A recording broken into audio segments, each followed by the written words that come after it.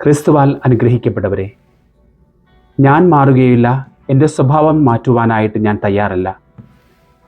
ചിലരോടൊക്കെ ക്ഷമിക്കാനായിട്ട് ഞാൻ തയ്യാറായേക്കാം, എന്നാൽ എല്ലാവരോടും ക്ഷമിക്കാനായിട്ട് ഞാൻ തയ്യാറല്ല എന്ന് പറയുന്ന ക്രിസ്ത്യാനികളെ പോലും നാം കണ്ടിട്ടുണ്ട്. യേശുനാഥൻ ഇന്ന് സുന്ദരമായിട്ടുള്ള 2 ഉപമകൾ പറയുകയാണ്. പഴയതിനോട് പുതിയത് കൂട്ടിച്ചേർക്കുവാനായിട്ട് നമുക്കൊരിക്കലും സാധിക്കുകയില്ല. വികാസം പ്രാപിക്കുന്നതും അല്ലെങ്കിൽ മയമുള്ളതുമായിട്ടുള്ള പുതിയ തോൽക്കുടങ്ങളിൽ മാത്രമേ പുതിയ വീഞ്ഞ് ഒഴിച്ച് വയ്ക്കുവാനായിട്ട് സാധിക്കുകയുള്ളൂ.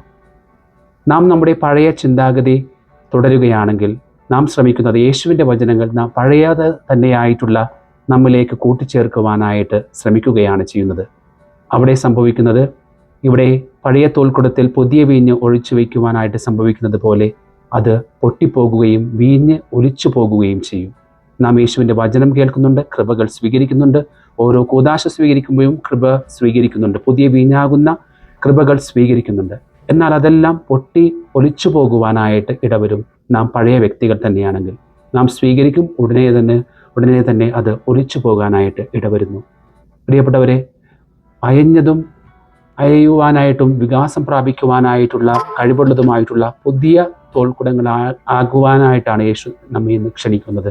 അങ്ങനെയാണെങ്കിൽ മാത്രമേ ഓരോ ദിവസവും നാം ശ്രവിക്കുന്ന വചനങ്ങൾ ഉൾക്കൊള്ളുവാനും നമ്മുടെ ഹൃദയത്തെ വിശാലമാക്കാനായിട്ടും എല്ലാവരോടും ക്ഷമിക്കുവാനും എല്ലാവരെയും ഉൾക്കൊള്ളുവാനായിട്ടും നമുക്ക് സാധിക്കുകയുള്ളൂ. ഇവിടെ അവർ ചോദിക്കുന്നുണ്ട് ഒരു ശ്രദ്ധേയമായിട്ടുള്ള ഒരു ചോദ്യം. എല്ലാവരും ഉപവസിക്കുന്നു, യേശുവിൻ്റെ ശിഷ്യന്മാർ മാത്രം ഉപവസിക്കുന്നില്ല. ഫരിസേയനും യോഹന്നാൻ്റെ ശിഷ്യന്മാരും ഉപവസിക്കുന്നു. പ്രിയപ്പെട്ടവരെ, യേശുവിൻ്റെ സുന്ദരമായിട്ടുള്ള ആ ഉത്തരം നമ്മുടെ മനസ്സുകളിലേക്ക് നമുക്ക് ഏറ്റാം.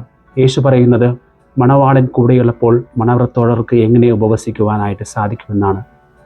പ്രിയരെ, ഇസ്രായേലും ദൈവവുമായിട്ടുള്ള ബന്ധം മണവാളനും മണവാട്ടിയും തമ്മിലുള്ള ബന്ധത്തോടാണ് ഉപമിക്കുന്നത്. യേശു ഇവിടെ തന്നെ തൻ്റെ ദൈവികത വെളിപ്പെടുത്തുകയാണ് ചെയ്യുന്നത്. താനാണ് മണവാളൻ, തൻ്റെ കൂടെയാണ് ശിഷ്യന്മാരുടെ സാന്നിധ്യം. അതായത് എന്നും പുതുമയോടുകൂടെ യേശുവിൻ്റെ സന്ദേശം ഉൾക്കൊണ്ടുകൊണ്ട് എല്ലാം ഉപേക്ഷിച്ച് യേശുവിനെ അനുഗമിക്കുന്ന ശിഷ്യന്മാർ. നമുക്ക് ഉപവാസം ഏറ്റവും അത്യാവശ്യമാണെന്ന് യേശു തന്നെ നമുക്ക് മാതൃക കാണിച്ചു തന്നിട്ടുണ്ട്. 40 ദിനരാത്രങ്ങൾ ഉപവസിച്ചുകൊണ്ട് യേശു തന്നെ അതിന് മാതൃക നൽകിയിട്ടുണ്ട്. ഉപവാസം ഏറ്റവും നല്ലത് തന്നെയാണ്. എന്നാൽ പുതുമയോടുകൂടെ ഏതാനും നിയമങ്ങളുടെ പാലനമല്ല, മറിച്ച് യേശുവുമായിട്ടുള്ള ബന്ധത്തിനാണ് നാം കൂടുതൽ പ്രാധാന്യം നൽകേണ്ടത് എന്ന് യേശു നമ്മെ ഇന്ന് പഠിപ്പിക്കുകയാണ്.